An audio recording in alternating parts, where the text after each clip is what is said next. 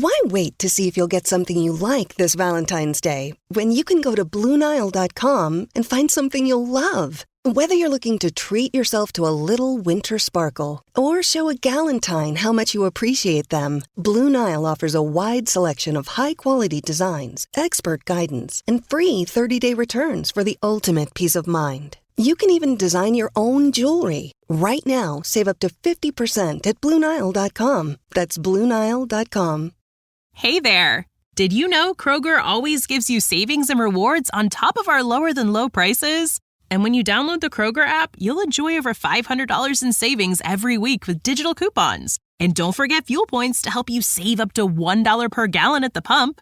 Want to save even more? With a Boost membership, you'll get double fuel points and free delivery. So shop and save big at Kroger today. Kroger, fresh for everyone. Savings may vary by state. Restrictions apply. See site for details.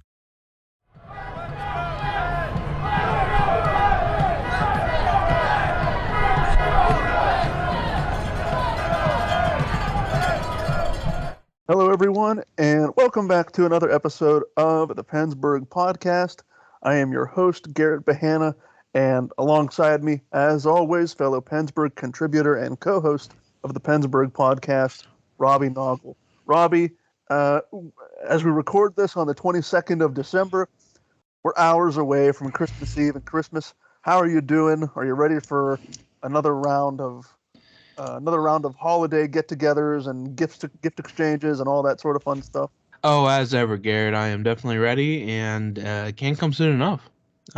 It's been, about 4 weeks since Thanksgiving now, so it'd be nice to get back in the saddle and kind of wrap up this holiday season. But, of course, we have, as we record this, a little bit of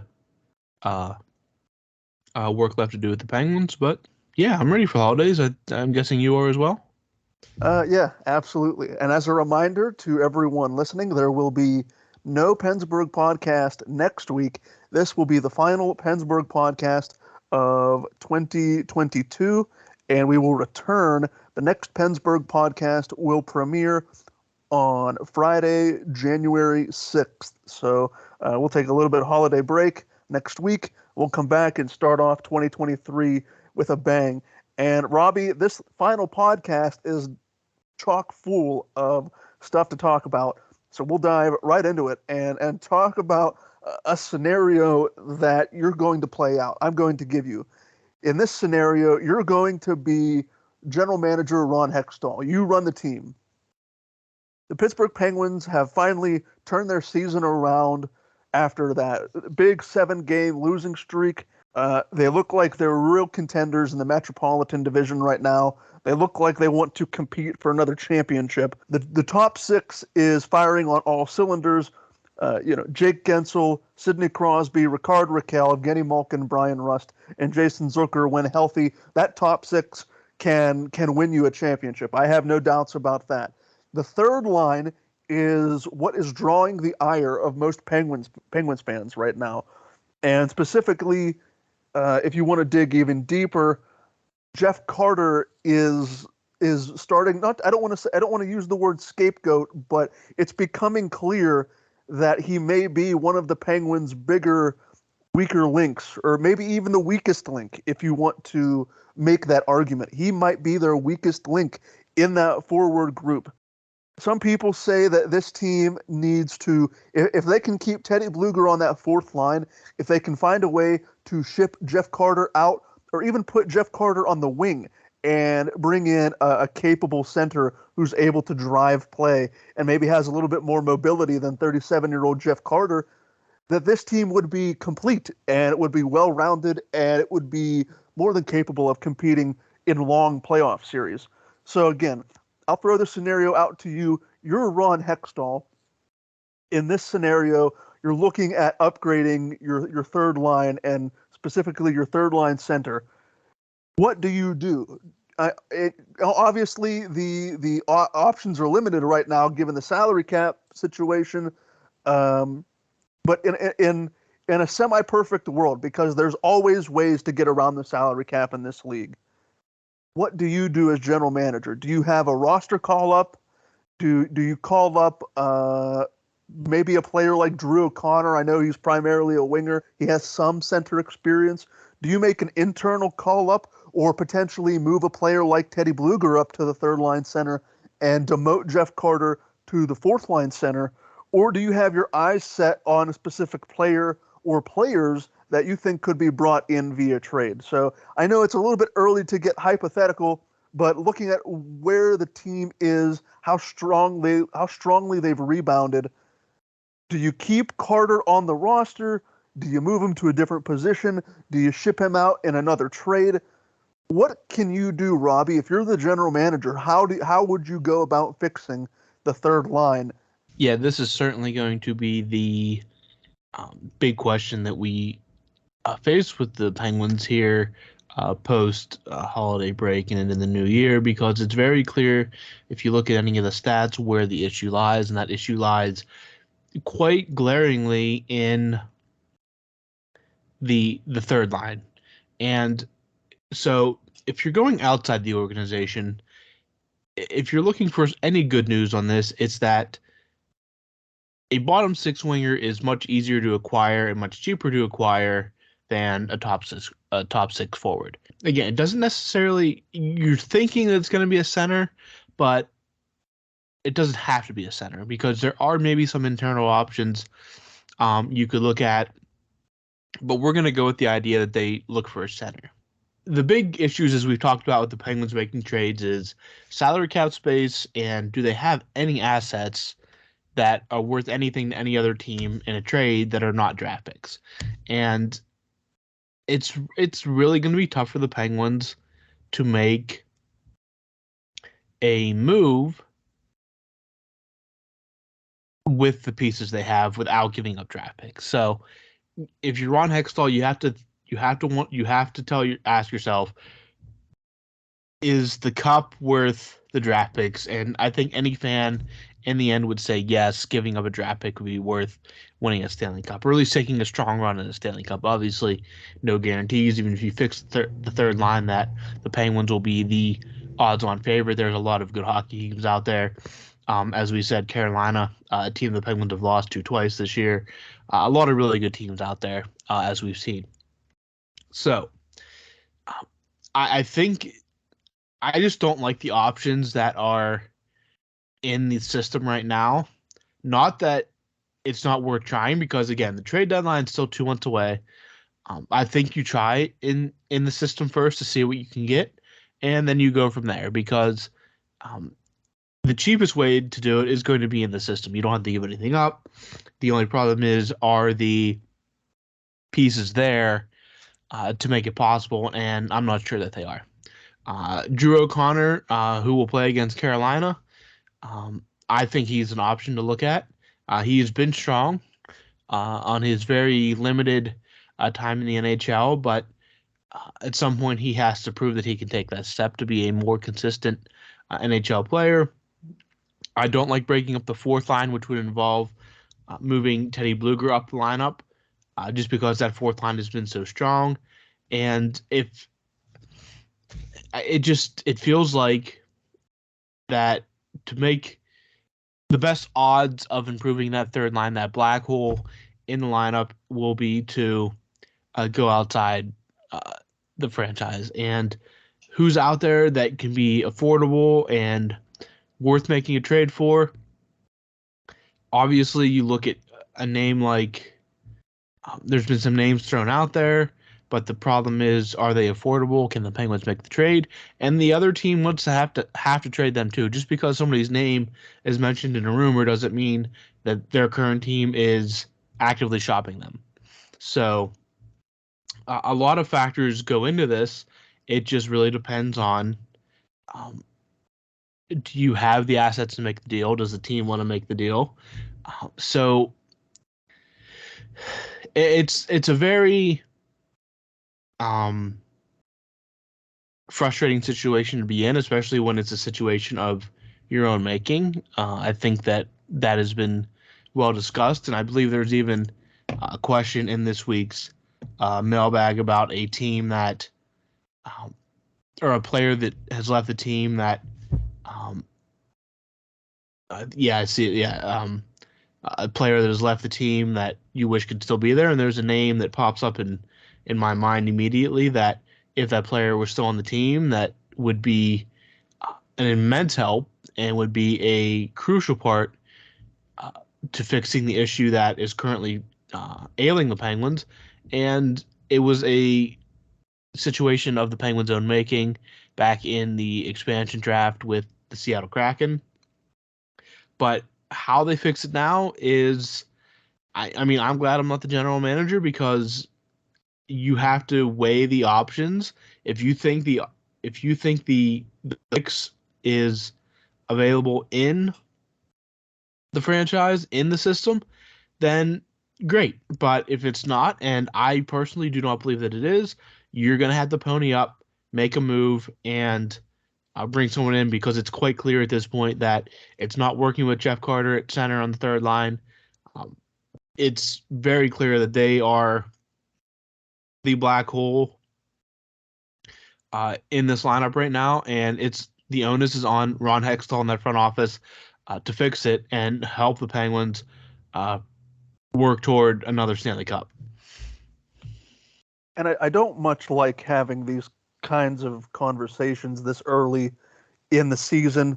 We're nowhere near the trading deadline. Trades can be made whenever, that much is obvious. The Penguins, in theory, could have a new third line center 2 weeks from now.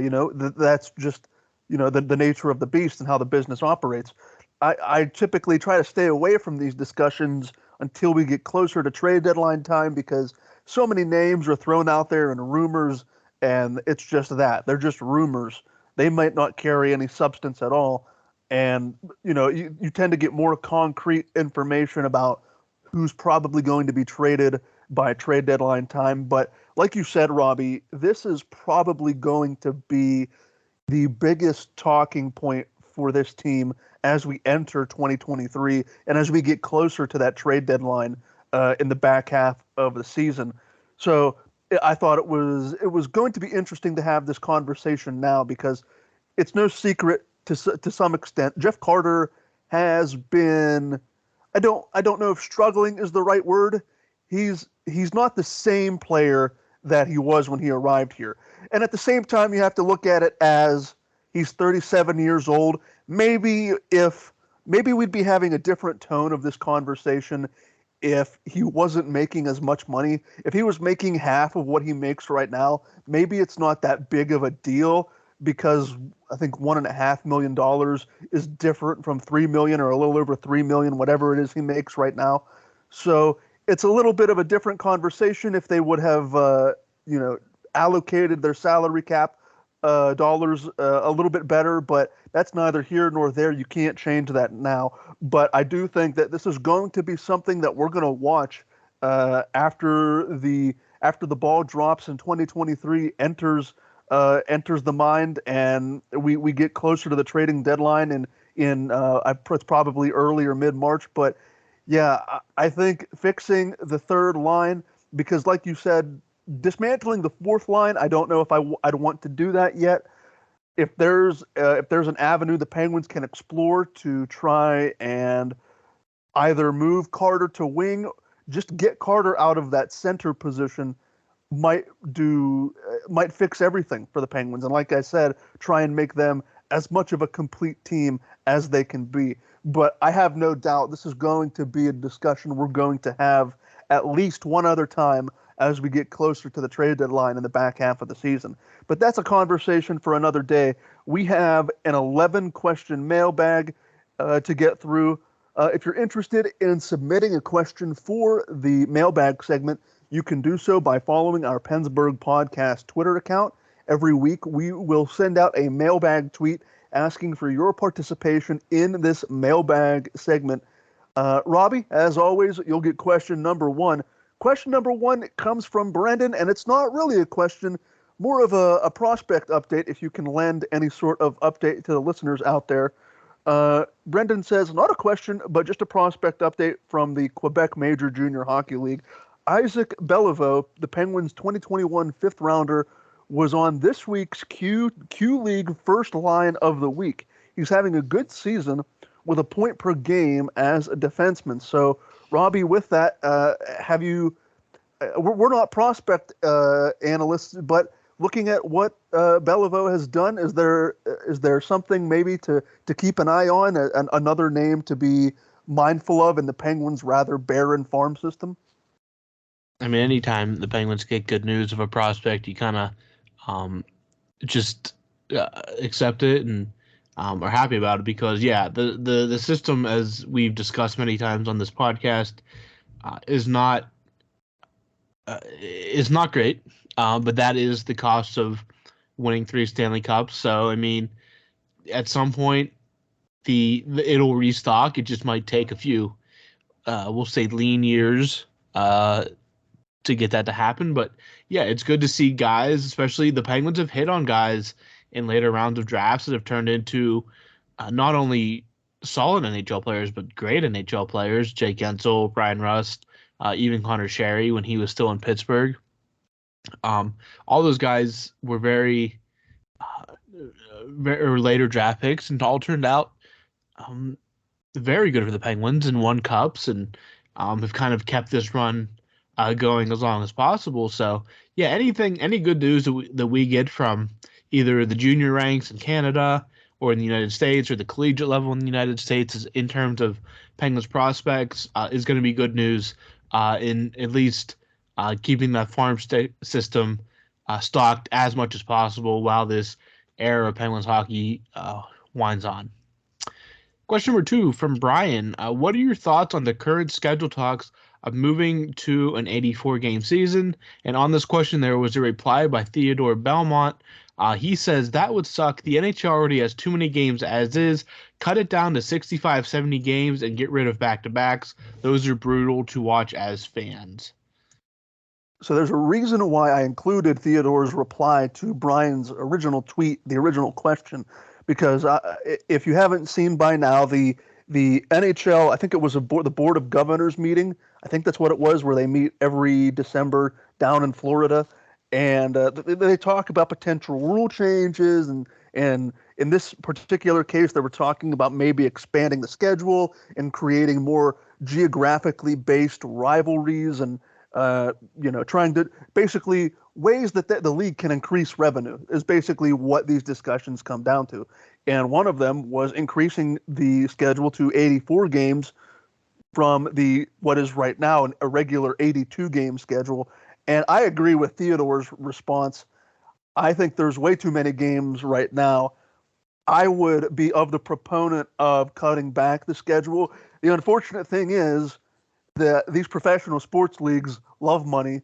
They need that revenue. So I highly doubt under any circumstance that we'd ever see the NHL or any professional sports league cut back on the amount of games and therefore likely decrease the amount of revenue that they take in. Even if it would, like Theodore says, increase the quality of the game, eliminating the back-to-backs, eliminating some of the less than stellar play you get in those specific back-to-back scenarios. That would reduce travel, the grueling travel expenses and traveling all across the country and traveling into Canada. That cutting the schedule down would do that, which would be a help for players and teams alike. Unfortunately, I don't see it happening because money talks. I do wonder, in the grand scheme of things, going from 82 to 84, at least for me, doesn't make that much of a difference. I don't know if it even would make a difference for the players, adding 2 extra games. I think the one of the bigger concerns is player safety. How are the players going to be taken care of? How well rested are they going to be? The back-to-back argument that Theodore brings up to me is something that I've been. I talk with hockey fans. I talk with my dad all the time. We talk about this sort of thing. Some back-to-backs are just grueling to watch. And it's just, you can tell that these guys are exhausted playing high-level professional hockey 24 hours after playing the first game. So I agree with Theodore. That's my mindset. Unfortunately, I think it's more likely that we do see an 84 game schedule, maybe within the next 2 to 3 years. Again, nothing has been confirmed. As far as we know, it will be a regular 82 game schedule next season. But I do think that it's probably more likely to see the schedule increase than a cutback of 65 to 70 games. Question number 3 for you, Robbie, comes from Brian. What are your thoughts on Evgeny Malkin's new tape job? It's interesting, but hey, that 9-game point streak now, he has a 9-game point streak now, so something has to be working. Yeah, this is a very NHL type story given how superstitious players are. Malkin, of course, kind of introduced a new tape job to his stick, and thus the point streak commences. And it's it's something you'd expect to hear from Crosby, but every player has superstitions. Baseball, you kind of hear the same thing, but yeah, so Malkin's no different. But hey, the way he's playing, man, whatever tape job works. I don't care if it's no tape for all, if that's what he wants to go with. But yeah, the tape job, it's definitely a different look. But hey, it's whatever it is, it's working. He's been filling the net, dishing out the assist. Malkin's been playing really otherworldly as of late, and has been a huge part of this Penguins turnaround. It's just great to see because, I mean, he's doing exactly what everybody who wanted him back was yelling all summer when everybody was arguing for a replacement to let Malkin walk. So it feels pretty good from our standpoint to see Malkin playing like this because it's always nice to be right. Number 4, again from Ryan. I've been seeing more and more teams drive play from down low and behind the net in the offensive zone. Would you like to see the Pens do more of this?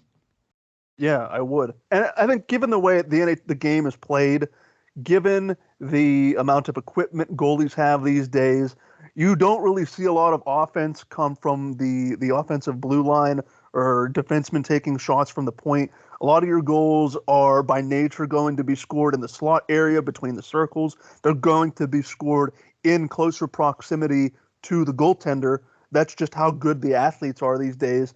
And that's just what, as a forward or defenseman who's scoring goals, that's what you have to do with combating the size of the goalie equipment. So, yeah, I mean, behind the net, like seeing Michigan goals and that sort of thing from the younger players. Yeah, I don't see why the Penguins couldn't try more of that, especially with the talent that they have in their forward group with Crosby, Malkin, Gensel. Those guys are more than capable of attempting those kinds of plays than, maybe your typical bottom six mucker grinder would be. So I would, yeah, absolutely. I'd love to see the Penguins try and set up more from Gretzky's office behind the net, down in front of the goalie, because in large part, that's where the majority of your offense is going to come from anyway. So if you can get deflection goals, good hand-eye coordination, puck on stick action, that would be, sign me up for it, because I think the Penguins are more than capable of playing that way in those dirty, more physical areas down close to the goalie. Question number 5 for you, Robbie. This was a fun one from Brian, and I wanted to give it to you. If you could bring back 2 former players to help this current team, who would you choose? They must be active players, and you have to remove 2 from this roster. Brian would bring back Brandon Tanev and Jordan Stahl and remove Jeff Carter and Danton Heinen. An honorable mention to return is Jared McCann. Well, I'm going to automatically skip right to the honorable mention, and Jared McCann is number 1, and by far and away, this is what I mentioned during the main segment, that letting him walk, or well, they didn't technically let him walk. They traded him to Toronto, who let him walk. So kind of an LOL Toronto as well, I guess. But Jared McCann should never have left Pittsburgh, period. He is your 3C. He is the missing piece to this roster, and they let him go for basically nothing in return, unfortunately. And he is my big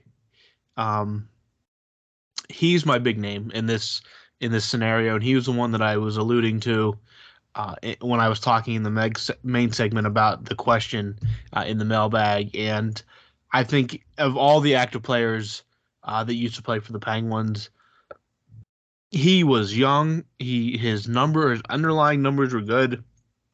He does exactly what the Penguins are missing, and letting him walk was a huge mistake. So yeah, Jared McCann is my one. My two, there's a lot of good options out there. Jordan Staal is a little too expensive for me. And McCann's your 3C anyway, so I mean overall, I mean that kind of fixes that. Tanev a good option because Tanev does a lot of what the Penguins are looking for as well. Though you kind of do have to factor in that they were going to have to lose someone anyway. It's unfortunate it was Tanev and McCann, but I'm going to say I like the Tanev pick too because there's so much of what he does that the Penguins want in a player in this Mike Sullivan system. So the one by far and away is Jared McCann, and I think the two, just because of what he brings, is Brandon Tanev from my perspective. On number 6, again from Brian, how do we feel about the moving ads on the boards? I think I've just come to accept them at this point. I wasn't really a fan. I still really am not a fan of it. So some of these moving ads can be a bit distracting, but I think my eyes have just adjusted and I've kind of just tuned it out. I mean, I know there was a lot of uproar about it when the season started. Nobody likes change, but I think this is probably just going to become second nature, commonplace in the NHL moving forward. And if nothing else, for a glass half full kind of discussion, the digital technology will probably improve and it'll be more seamless and it won't be as noticeable. So I really don't have a problem with it. I mean, it's just more advertising for the league in a league that probably needs that revenue stream anyway. So yeah, it is what it is. I don't have a problem with it compared to some of the other more extreme takes that I saw on social media earlier in the season. Question number 7 comes from Brendan. He wants you, Robbie, to predict the medalists for the World Junior Championship. Okay, so I'm going to go Homer to start. I'm going to go to the United States because, hey, you have to go to the United States, right? I mean, they've been very good in the past couple of years putting together a not only competitive team, but a gold medal winning team. So I'm going to go with the United States as one. The silver medal who will lose to the United States in the championship game will be the host nation of Canada. And third, it's always tough to pick a bronze winner, but I'm going to go with the defending World Junior champions from the summer of that delayed tournament to be Team Finland. Yes, so those are my medal. I'm going to go United States, gold, Canada, silver. Finland brings home the bronze, but it should be a great tournament. If you're in the United States, you can catch it on NHL Network if you have it, so consider tuning in. Number 8, where does Iceberg rank for NHL mascots, and who is better than him in your opinion? I think Iceberg. That question is from Brendan. Oh, I think Iceberg is a solid mascot. Is he in the top 5? Maybe the back half of the top 5. As much as I don't want to, I think for the mark that he's made on pop culture, I think Gritty has to be the top NHL mascot. Bailey, the LA Kings mascot, he has a very large social media presence that I think is really fun. The Anaheim Ducks mascot, I don't even know what the name of what these mascots' names actually are. It shows how much of a fan I am. But the Ducks mascot, I like I don't know if it's a mascot, the octopus, Al the octopus from the Detroit Red Wings. But yeah, Gritty or Iceberg is, I would say he's probably number 4, number 5. Gritty is probably my number 1, and in between Gritty and Iceberg, probably the ones that I mentioned, the Detroit Al the octopus, the duck from the Anaheim Ducks, Who else did I mention that I'm already forgetting? Let's see. I was looking at Bailey. I mentioned Bailey. S.J. Sharkey from the San Jose Sharks. I like that mascot. And there's something classic about Carlton the Bear for the Toronto Maple Leafs. So I'll go with that. Iceberg isn't my top pick, but he probably rounds out my top 5 NHL mascots. Okay, question number 9, Robbie. This one comes from Theodore Belmont. Thanks so much for reading my statement last week. Well said at the end of the discussion we had last week regarding ending discrimination in hockey. Also, the Mario hate, going back to a conversation we had, I think this was 2 weeks ago now. Look at the 1989 Hart Trophy and the fact that Chris Letang has never been this. Now, if this is true, I don't know. I'd have to research it, but I'm taking Theodore at his word. The fact that Chris Letang has never been with Sidney Crosby on a Team Canada makes no sense either. So that's more of a statement from Theodore, but he submits an actual question for Robbie. Do Chris Letang, Jeff Carter, and or Phil Kessel get into the Hockey Hall of Fame? Crosby, Malkin, and Fleury will all be there, no doubt. Sergei Gonchar should be in there too. If Gonchar was a Hab or a former 80s Oiler, he'd probably be in there for sure. So, Robbie, look at Letang, Carter, and Phil Kessel. Do any or all of those get into the Hockey Hall of Fame? I don't think Carter will. I just don't think the career stats are going to be there. He has the 2 cups, but he doesn't have any really individual honors to go with that. Kessel is a very interesting case because obviously you have the Iron Man streak, but if you're considering that, you have to, I think, then put Keith Yandel in that conversation, and I don't know how you put one in and not the other, though Kessel does have maybe the scoring stats in the cup. So I think Kessel's an interesting case. And Letang, I think Letang is a Hall very good player. I don't know if he'll probably not win a Norris in his career. He does have a finalist on there. He's never won a Norris, though, unless he can get one here in the sunset of his career, which would not be unheard of for that award for defensemen.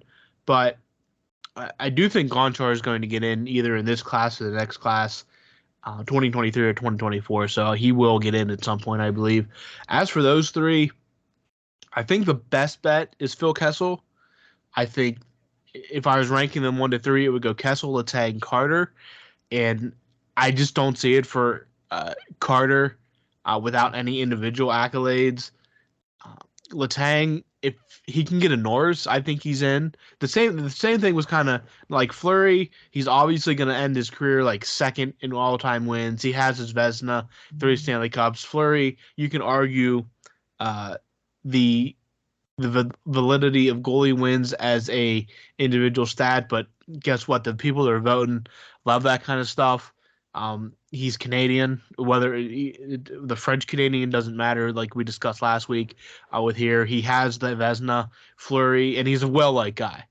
Fleury's getting into the Hall of Fame, and I think it'll even be weighted that he led that expansion Vegas team to the final in its first year. So that's going to be taken in as well. As for those other 3 that were mentioned, yeah, my rankings would be, in terms of chances, would be Kessel 1, Letang 2, Carter 3. But the second 2, Letang and Carter, would definitely have some more work to do. Kessel is just a very interesting kind of case. He does have more of the individual stats, but how much is that Iron Man streak weighed? We'll find out. Number 10, again, Theodore is his last question. What's your favorite single goal from this Crosby era? Mine is Talbot's second goal in Game 7 of the 2009 final to make it 2-0. It was the moment I knew Pittsburgh was going to win the Stanley Cup. That moment is forever etched in my heart and soul. I didn't have to do too much heavy thinking about this. For me, it was Patrick Hornquist's Stanley Cup winning goal in 2017. Only because much like Theodore has nostalgia for Talbot's goal, I was in PPG Paints Arena. The Penguins were hosting a Stanley Cup watch party for Game 6, and everyone came, and we were watching it on the Penguins' big screen in the arena. And when Hornquist scored that goal to go up 1-0 with like 90 seconds left in the third period, that place erupted, and I was one of the thousands that erupted with them.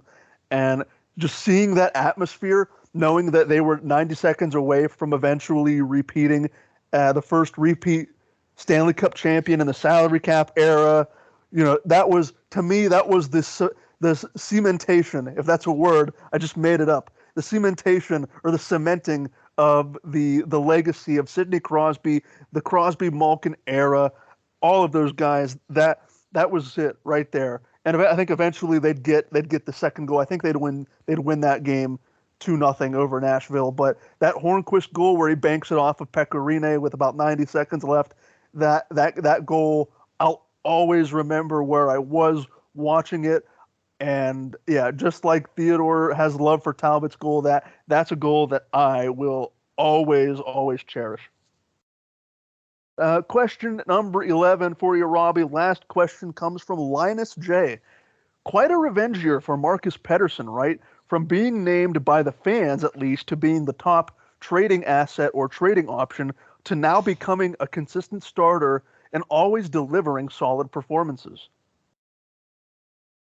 Yeah, I mean, incredible season so far from Marcus Pettersson, and I was one of the ones that thought he was on the trading block, but kudos to Ron Hextall for hanging on to him. I guess it was kind of if you look at it, a Marino or Pettersson situation in the end, and they went with Marino. Probably he was a little bit younger, so he had maybe a little more value than Pettersson, I'd say, and he had at one point shown a little more offensive game. So if you look at it that way, it kind of makes sense that he was never moved. But kudos to Ron Hextall for holding on to him. And kudos to Marcus Pettersson. Even last year, he was a healthy scratch in the second half of the year a couple times. And it wasn't always smooth sailing here in Pittsburgh for him, but he stuck it out. And this wasn't the first offseason that he was kind of a trade bait among the fan base. So big kudos to Marcus Pettersson for doing what he's done this year. And he's filled in admirably when guys have gone down. And even throughout his career, for as much as we talk about the Penguins' injuries, Marcus Pettersson has been a healthy, a pretty healthy guy. So we'll knock on wood for that one. But no, you got to give massive credit to Marcus Pettersson this season. A huge season from him, and has been such a key component to that blue line. And maybe he is a Brian Dumoulin type replacement.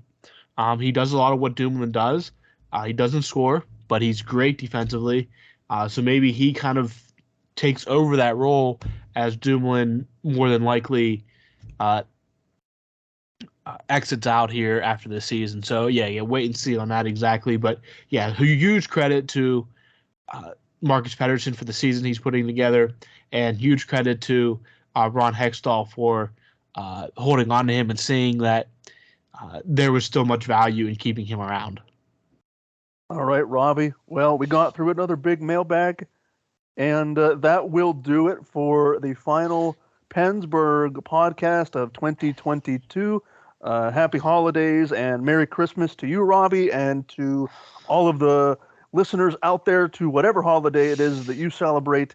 We will be back. Like I said, we will be back at the start of January for the first PensBurgh podcast of 2023. But until then, I have been Garrett Bahana for Robbie Noggle. Thank you so much for listening to this edition of the PensBurgh podcast, and we will see all of you right back here this time next year in the start of 2023. So we'll see you then.